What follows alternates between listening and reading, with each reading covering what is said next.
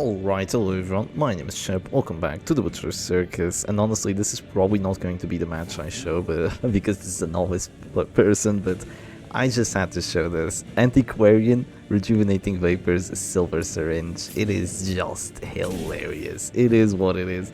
It doesn't work, but it's something that the novices bring. I don't know if it's a meme, I don't know if they're aware of it. I just don't get it. It's plus healing skills on regen. Don't you know from the base game that you're not supposed to do it?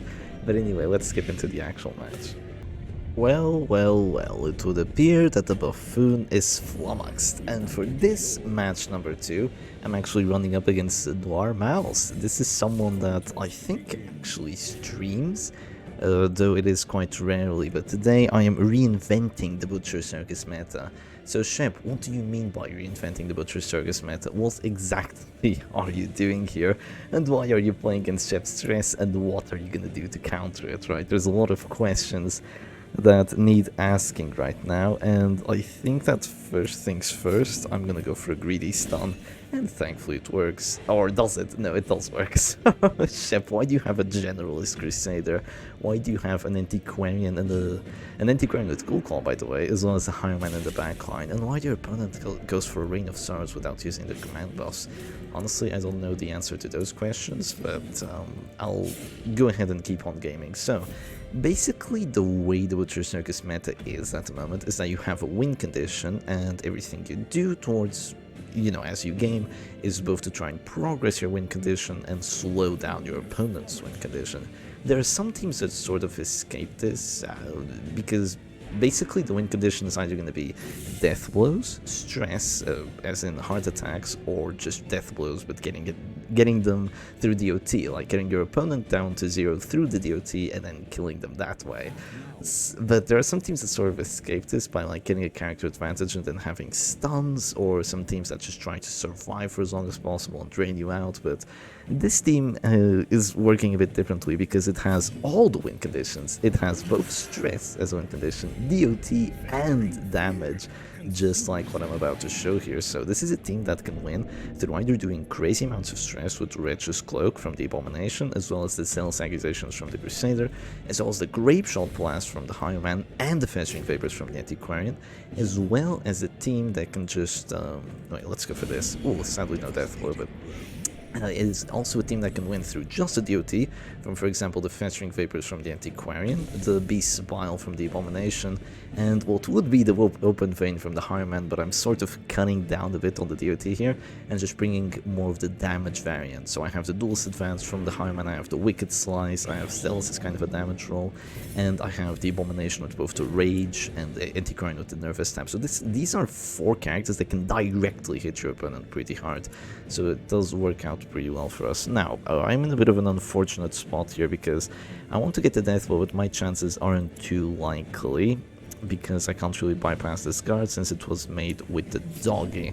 One way I can try to bypass it though is just going through the breakthrough, and sadly I do not get the death blow. That is a big sadly, because now the Abomination is either able to transform and just do 1 round of horror to me, or just able to go for an absolution and getting a crit for 26, which completely ruins my game plan. And it's gonna make my life quite miserable, if you ask me, but I don't think this is the end of the world. And why is that? Well, because I'm gonna go for the Open Vein here, I'm gonna go for the Zealous Accusation, or maybe even the Nervous Stab, I'm not entirely sure. But basically this team can just look at your opponent's team and just decide, well, today I'm going to win through stress, today I'm going to win through damage, today I'm going to win through whatever.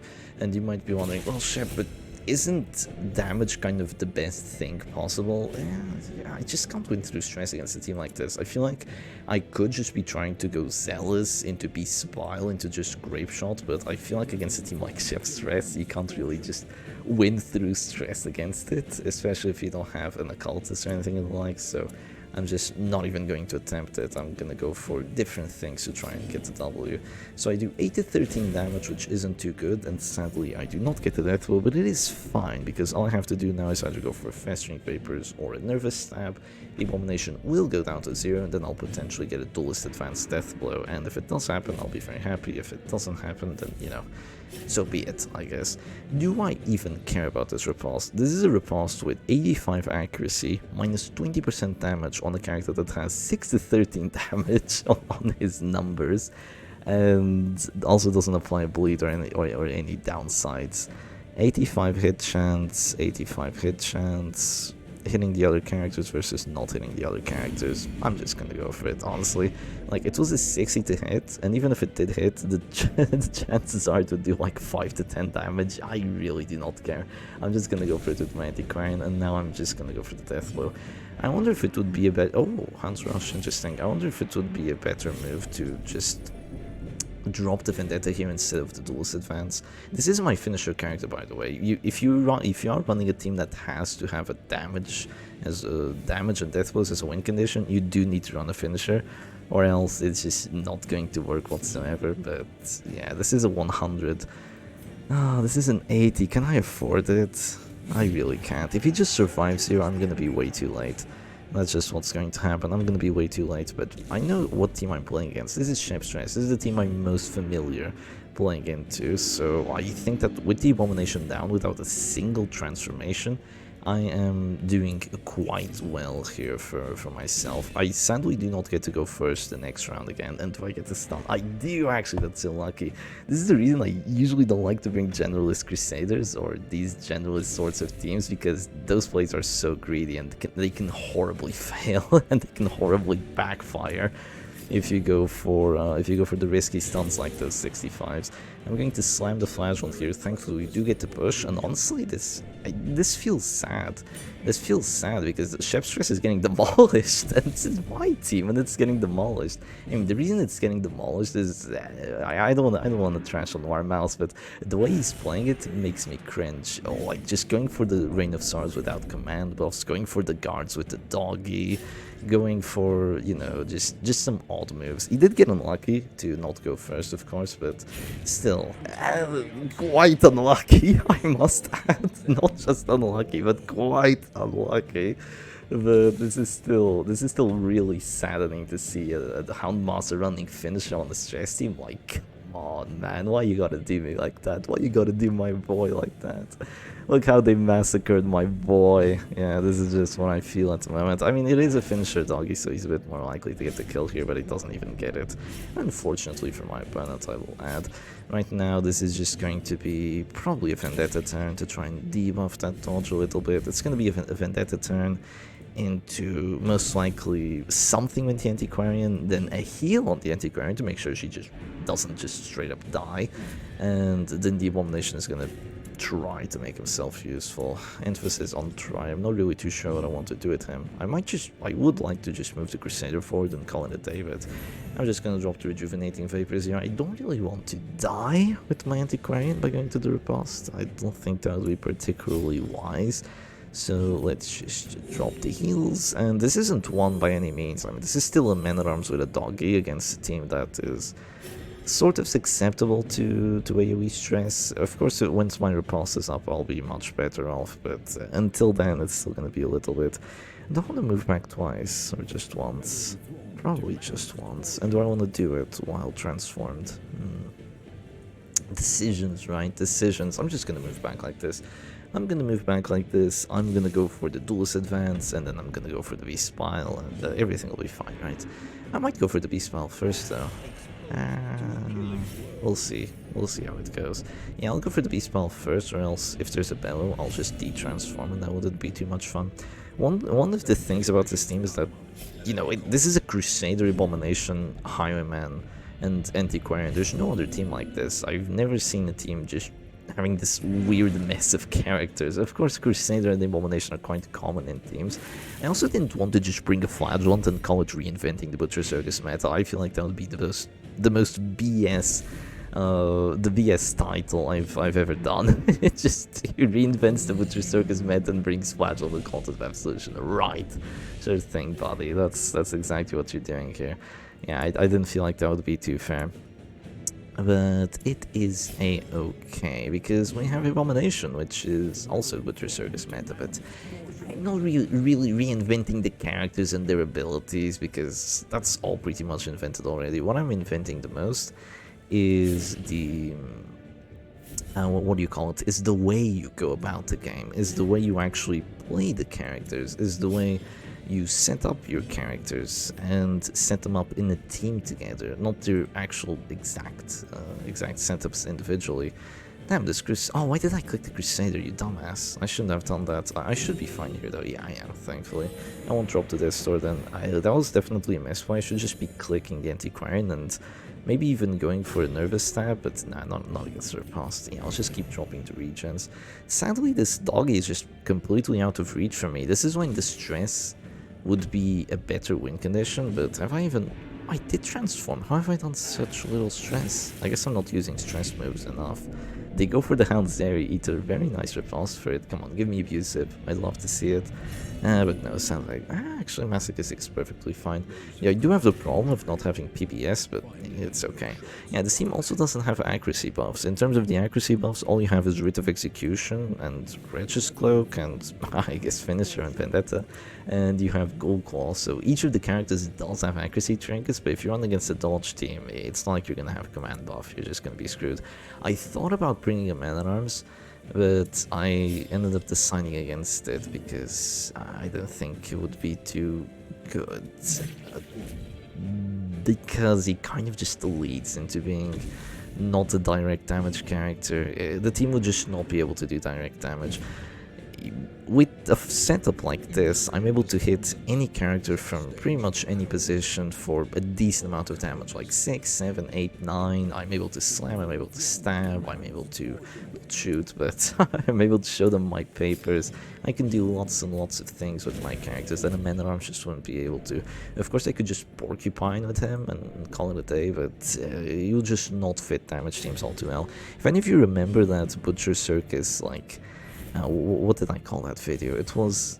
I can't remember what I called it, but it was something like the Butcher Circus Triangle or whatever, where I explained the rock, paper, scissors theory for the circus, where basically damage beats DOT, DOT beats stress, and stress beats damage. The Man-at-Arms sort of just is all the way to the bottom left. He's really good at stress. He's not good in damage teams. He's not that good in DOT teams. Some people try making him work in DOT teams, but if you just ignore him, he's not there. He's essentially not there. He doesn't do anything worthwhile. And oh my god, courageous. You know, I just... the opponent left immediately. I'm sorry. I am sorry. I did not deserve a win when I go courageous. And that's gonna be my darkest one as well. Shep, does that mean you lost against the previous person? Yes, actually, I did lose against the previous novice. The reason it happened wasn't because I actually lost. It's because they left. And I didn't feel like finishing the match on my own. So I just surrendered and moved on with my life.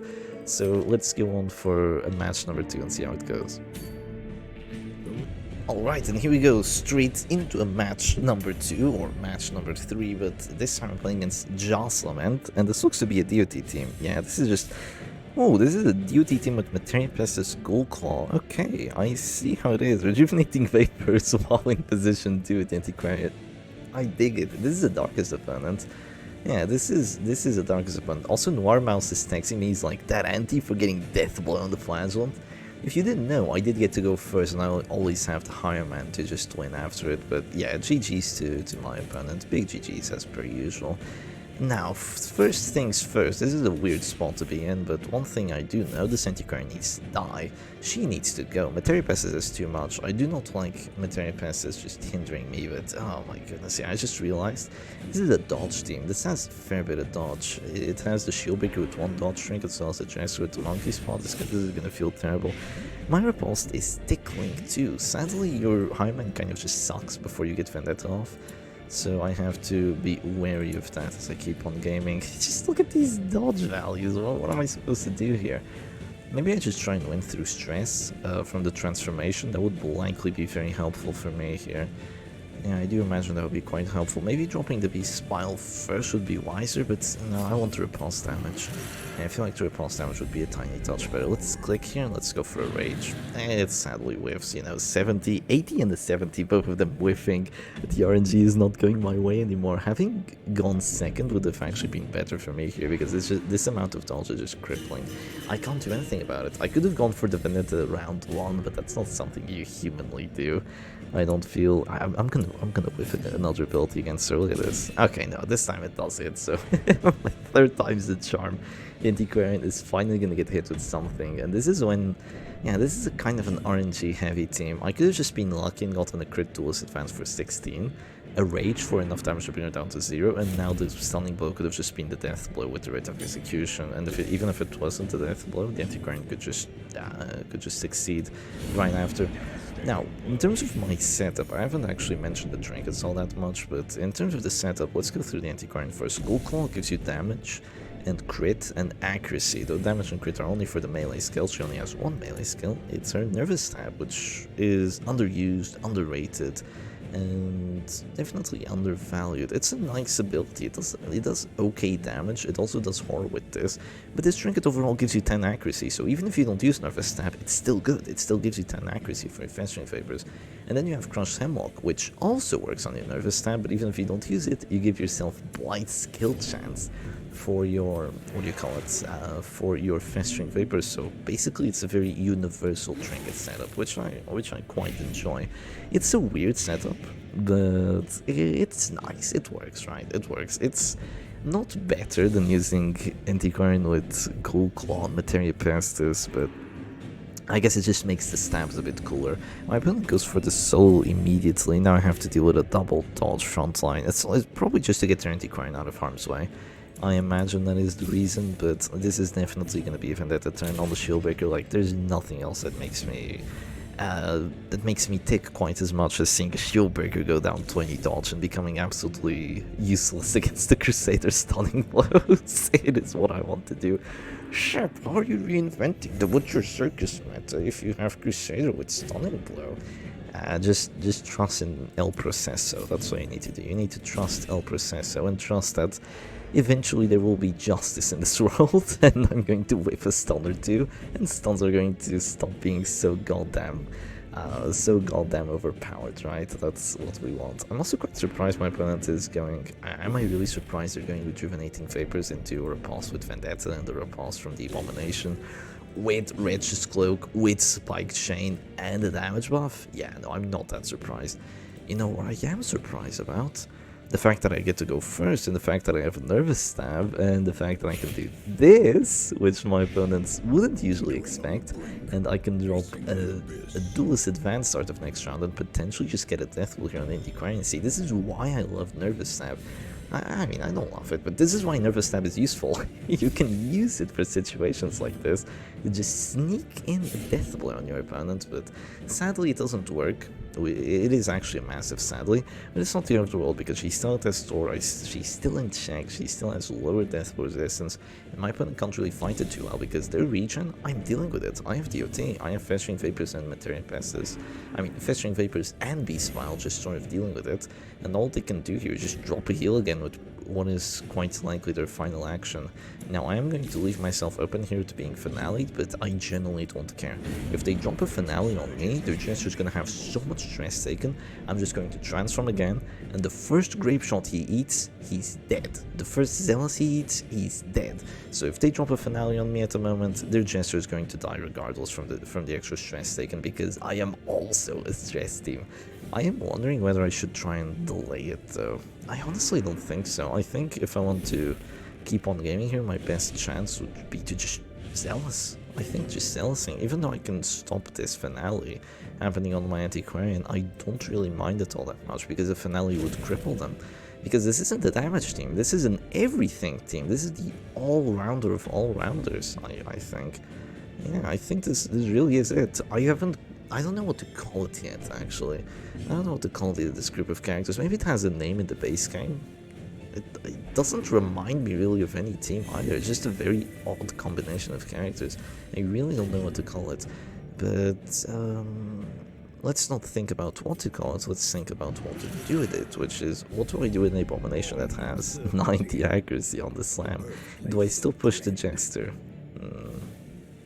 Or do I get rid of the Aegis box on the Shieldbreaker?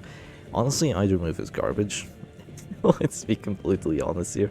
Either move is complete garbage, but I guess I'm gonna go for the Shieldbreaker. If I get her to just get rid of her blocks and just have to keep spamming those Serpent Sways, I'll get rid of them sooner rather than later, so I'm perfectly okay with it. So the Jester goes Selfish, which is an extra little bit of dodge. I absolutely love it, but we don't mind. Yeah, there goes the Finale, and it's with a crit, but it doesn't really match all that much. It does heal himself for quite a lot of stress actually, but once again, it is fine. Eventually this corpse will go away, and I'll be a very, very happy Shepherd doggy.